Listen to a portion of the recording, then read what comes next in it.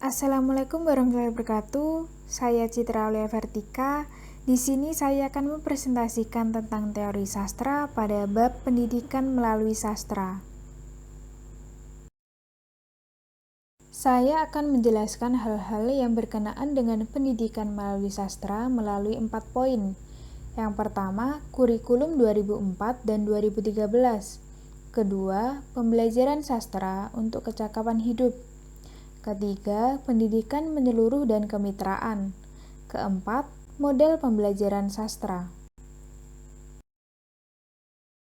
Pada poin 1, kurikulum 2004 dan 2013. Secara umum, tujuan pembelajaran mata pelajaran Bahasa Sastra Indonesia bidang sastra dalam kurikulum ini adalah: pertama, agar peserta didik mampu menikmati dan memanfaatkan karya sastra untuk mengembangkan kepribadian, memperluas wawasan kehidupan, serta meningkatkan pengetahuan dan kemampuan berbahasa. Kedua, agar peserta didik menghargai dan membanggakan sastra Indonesia sebagai khasanah budaya dan intelektual manusia Indonesia. Tujuan itu dijabarkan ke beberapa kompetensi sebagai berikut. Pertama, kompetensi mendengarkan sastra. Kemampuan mendengarkan sastra meliputi kemampuan mendengarkan, memahami, dan mengapresiasi ragam karya sastra, baik karya asli maupun suduran, sesuai dengan tingkat kemampuan peserta didik. Kedua, kompetensi berbicara sastra. Kemampuan berbicara sastra meliputi kemampuan membahas dan mendiskusikan ragam karya sastra di atas sesuai dengan isi dan konteks lingkungan dan budaya. Ketiga, kompetensi membaca sastra. Kemampuan membaca sastra meliputi kemampuan membaca dan memahami berbagai jenis dan ragam karya sastra, serta mampu melakukan apresiasi secara tepat. Keempat, kompetensi menulis sastra. Kemampuan menulis sastra meliputi kemampuan mengekspresikan karya sastra yang diminati dalam bentuk sastra tulis yang kreatif, serta dapat menulis kritik dan esai sastra berdasarkan ragam sastra yang sudah dibaca. Yang kelima, ada kompetensi intelektual. Kompetensi intelektual antara lain berupa kemampuan berpikir dan bernalar, kemampuan kreatif dan inovatif, kemampuan memecahkan masalah, dan kemampuan mengambil keputusan strategis yang mendukung kehidupan global. Yang keenam, kompetensi emosional. Kompetensi emosional merupakan kompetensi untuk memahami diri sendiri dan orang lain. Kemampuan ini bisa diasah melalui sastra. Yang ketujuh, kompetensi kecerdasan bahasa. Kompetensi kecerdasan bahasa antara lain berupa kemahiran wacanaan, kemampuan menguasai sarana komunikasi mutakhir, kemampuan menguasai suatu bahasa, kemampuan bekerja sama, dan kemampuan membangun hubungan-hubungan dengan pihak lain yang mendukung kehidupan global dalam satu sistem dunia.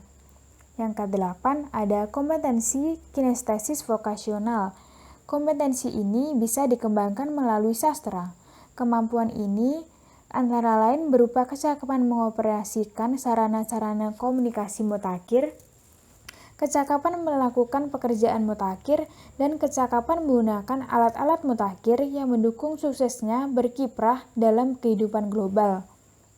Dan yang terakhir, kompetensi spiritual.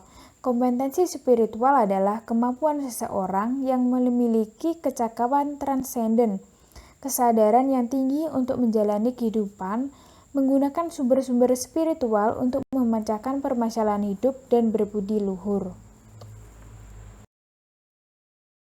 Kurikulum 2013 mengamanatkan esensi pendekatan ilmiah dalam pembelajaran, karena diyakini pendekatan ilmiah sebagai titian emas perkembangan dan pengembangan sikap, keterampilan, dan pengetahuan peserta didik. Dalam proses pembelajaran berbasis pendekatan ilmiah menyentuh 3 ranah belajar. Pertama, ranah sikap, kedua, ranah pengetahuan, dan ketiga, ranah keterampilan. Pada poin 2, pembelajaran sastra untuk kecakapan hidup.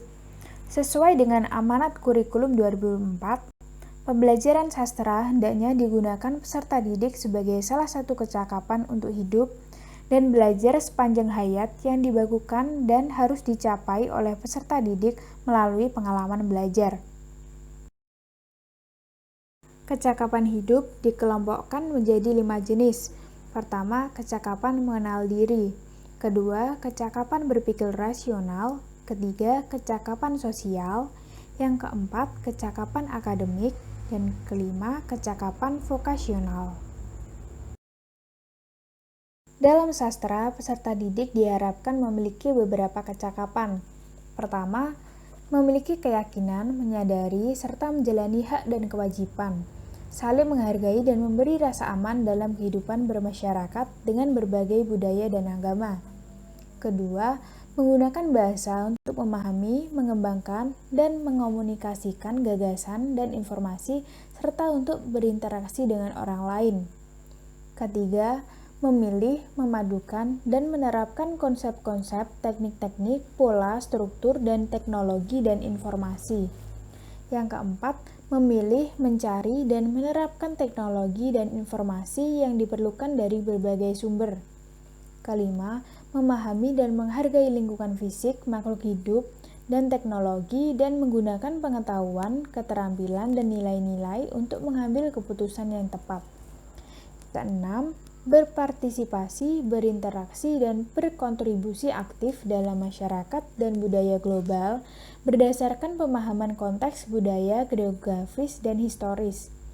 Ketujuh, berkreasi dan menghargai karya artistik, budaya, dan intelektual serta menerapkan nilai-nilai luhur untuk meningkatkan kematangan pribadi menuju masyarakat yang beradab. Kedelapan, berpikir logis, kritis, dan lateral dengan memperhitungkan potensi dan peluang untuk menghadapi berbagai kemungkinan. Terakhir, menunjukkan motivasi dalam belajar, percaya diri, bekerja mandiri, dan bekerja sama dengan orang lain. Pada poin 3, terdapat pendidikan menyeluruh dan kemitraan. Pendidikan sastra sesuai dengan upaya peningkatan mutu pendidikan pada abad 21 yang dicanangkan UNESCO dengan dikeluarkannya dokumen mengenai pendidikan bagi semua. Dalam dokumen tersebut, antara lain dikemukakan ihwal 4 pilar pendidikan kesejahteraan, yaitu yang pertama, belajar mengetahui learning to know, kedua, belajar melakukan learning to do, ketiga, belajar menjadi learning to be, dan yang keempat, belajar hidup bersama learning to live together. Pada poin 4, terdapat model pembelajaran sastra. Model pembelajaran menawarkan strategi pembelajaran yang memungkinkan peserta didik lebih aktif dan kreatif. Pertama, model pembelajaran kontekstual. Kedua, model pembelajaran kooperatif.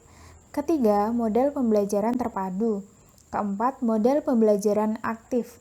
Kelima, model pembelajaran berbasis proyek. Keenam, model pembelajaran berbasis masalah. Ketujuh, pembelajaran interaksi dinamis. Dan kedelapan, model pembelajaran kuantum. Model pembelajaran sastra bisa digunakan asalkan sesuai dengan tujuan pembelajaran dan dapat menghidupkan kelas dan mampu dengan maksimal membelajarkan peserta didik. Sekarang ini, di antara model-model pembelajaran yang sering digunakan adalah model pembelajaran kontekstual. Model ini membuat peserta didik dapat menghubungkan mata pelajaran dengan situasi dunia nyata baik secara individu, anggota keluarga, dan masyarakat. Sekian penjelasan dari saya. Kalau ada salah kata, mohon dimaafkan. Wassalamualaikum warahmatullahi wabarakatuh. Terima kasih.